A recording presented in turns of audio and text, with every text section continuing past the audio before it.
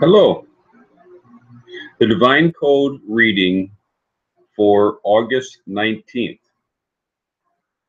pages 145 and 146. We're on the chapter Prohibition of Turning to Idol Worship. Topic number 3. It is generally forbidden to join in a wedding service that is held in a house of idol worship, or as a gathering in some other place if the wedding ceremony is conducted through their priests, since they give praise and recognition to their idols. But if the ceremony is completely secular, and they only make the celebration with a gathering in a social hall, not in the sanctuary that is used for their worship services, and there are no service of idols involved, it is permitted to attend and participate even if a priest is attending the event. So the question is, I mean, for today's society, the religions tend to be in the category of shittu, which is technically allowed. The belief in shittu is technically allowed for non-Jews. It's the belief that there's idolatry. Is the belief that seeing the idols as standing alone entities of power. Shituf is the belief of partnership, that the power is under the direction of God. That God is the God of gods, and that there's all these other gods.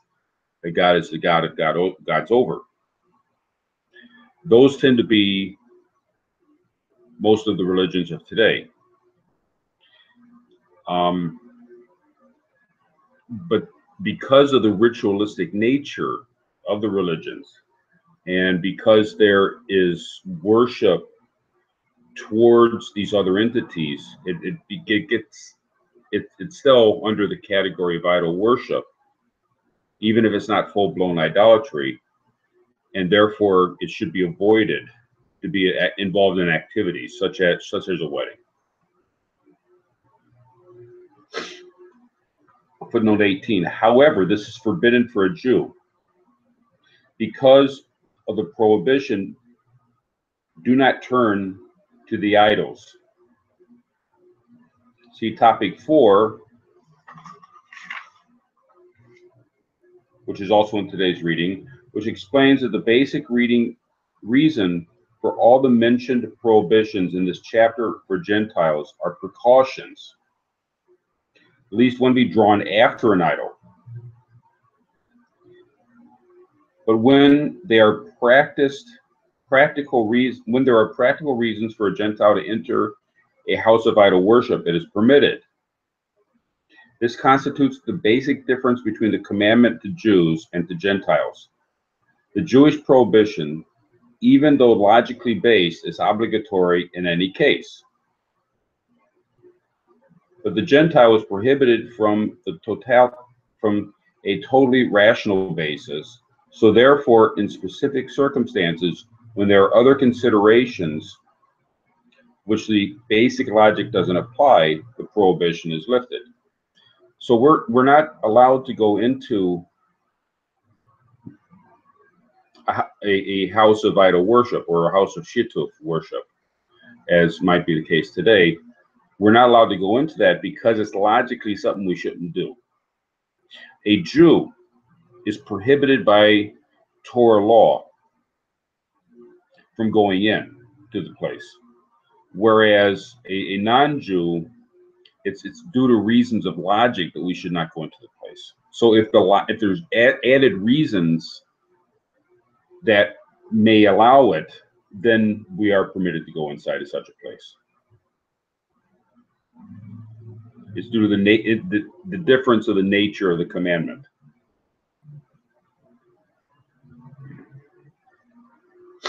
But if bad feelings, anger or hatred, these are examples of other rational reasons that can affect things,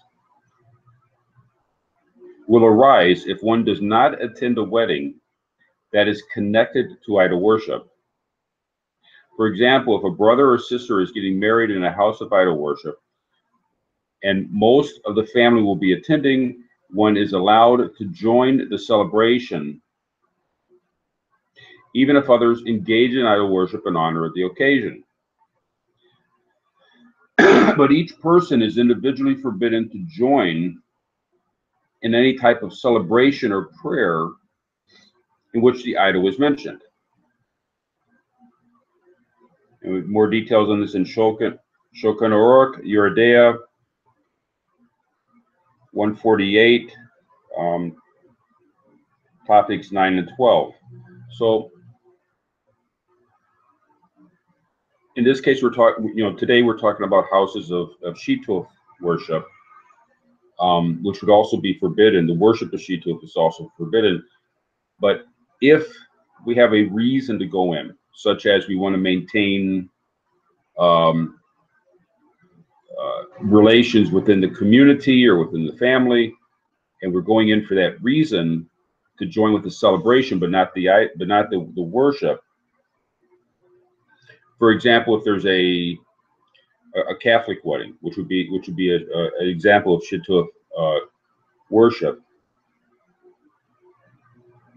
we would be permitted to go in there for the purpose of maintaining good relations with the family, but do not participate in prayers, or in the case of a Catholic wedding, they have mass. You don't participate in any of that. You just stay in the seat, without standing up and sitting down with everybody else, and just maintain a pleasant complexion, mannerism, and be celebrating with the family in a non-religious manner. However, attendance is forbidden if most of the wedding or gathering is focused on idol worship.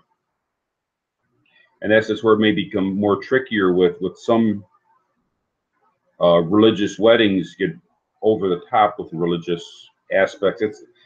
It's touch and go as to how to define it. There's somewhere the religious aspects are sort of compelled on the individual that's there. And we don't want to be in that kind of a situation. I know a person that was asked to go to a wedding, and he was asked to participate. He was a friend, and he was asked to participate with his friend, to do some seemingly okay thing, but it turned out that seemingly okay thing was connected with the religious service, and he was sort of drawn into participating with the religious service. That's where it gets dicey, and you have to really, sort of try to blend into the background somewhere where it's not noticeable that you're not involved in the worship service.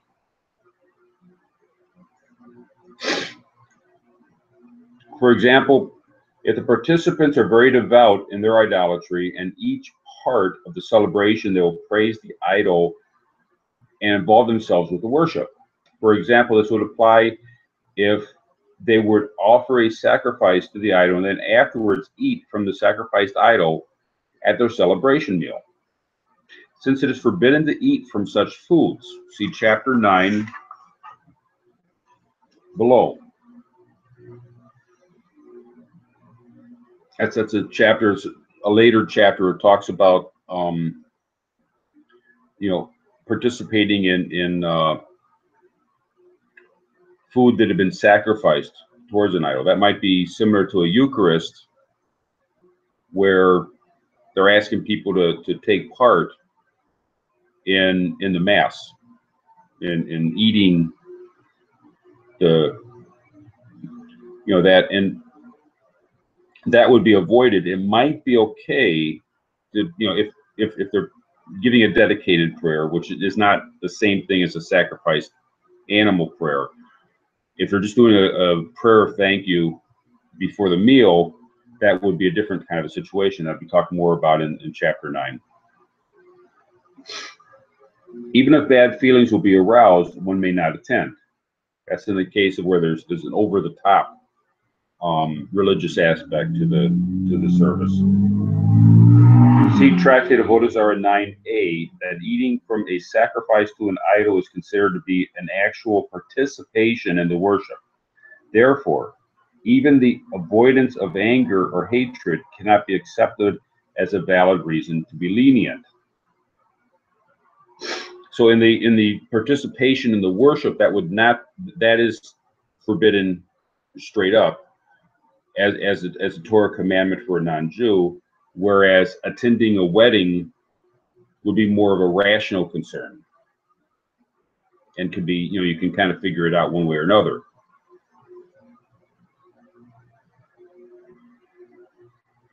Eating and drinking with the celebrants can bring one to actually serving the idol, as it is stated,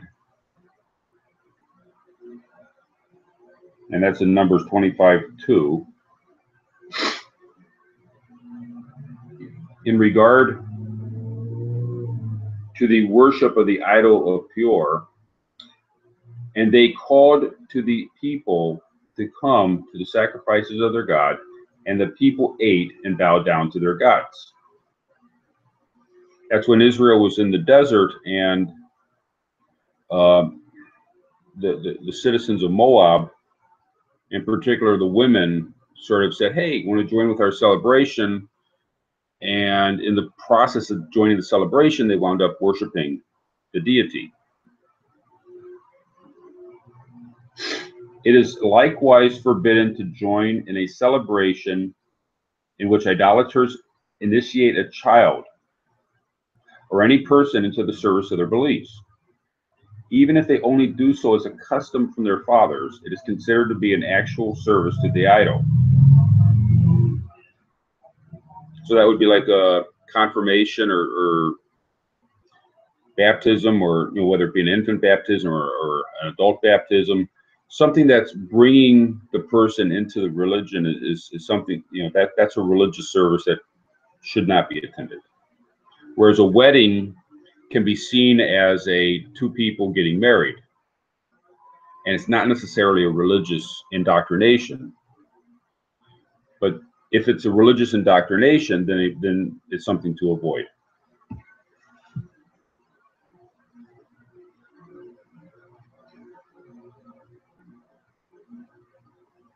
See Miri on Tractate Sanhedrin 64, explaining the idolatry of Moloch, in which a child is inducted into the service of those that believe in Moloch. From this can be derived a prohibition against similar action. So Moloch, they didn't necessarily kill the child in the Moloch service. What they did was they passed the child through flames as a way of indoctrinating him into the service of the idol. He became like a priest for the idol by being brought through the flames. So anything like that's to be avoided.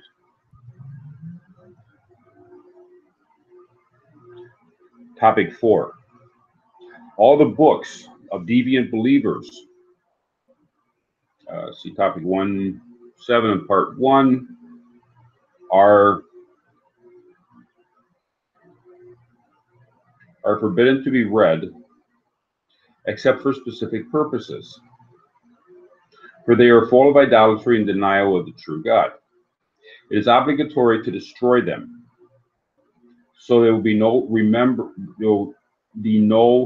remain or remembrance of idol worship or heresy.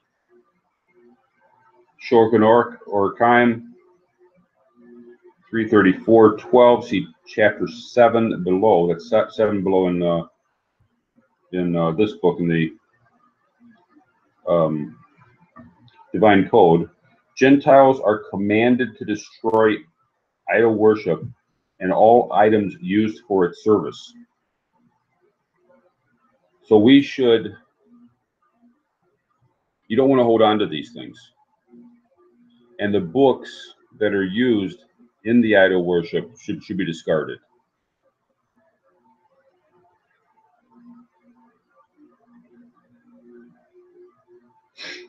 The reason one may not read the books of the deviant believers is because of the prohibition, do not turn to idols, meaning that it is prohibited to contemplate how to serve the idol.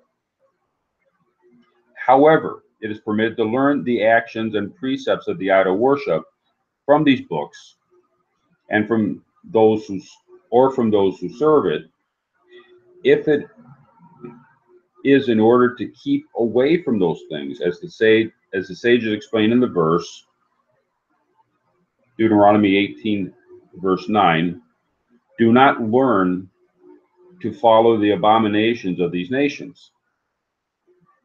It is forbidden to learn in order to do, but it is permitted to learn, understand, and teach in order to be wary of the false prophet or magician who performs apparent miracles by magic in support of some idolatry. That's explained in Tractate Shabbat 75a and Rashi there, for in Tractate Rashi's explanation in Tractate Shabbat 75a. It is also permitted to learn such things in order to be wary of them, to save one's self from mistakenly transgressing the prohibition of idol worship.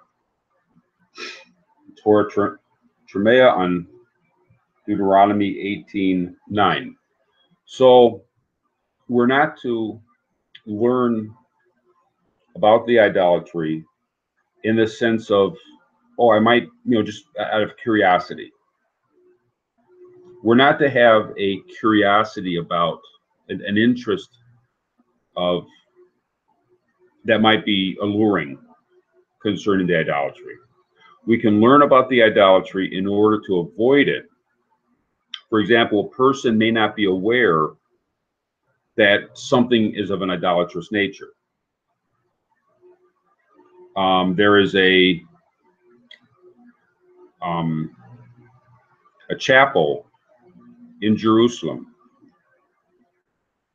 built centuries ago. The doorway is low, and that forces people to go into the place. It's a tourist attraction. People go there just to look at the artwork. But in order to go into the place, they have to lower their head to get through the doorway. That lowering of the head is an act of worship.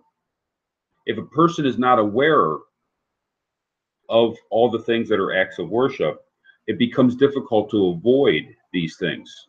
Just going through life, it's difficult to avoid things that are set up.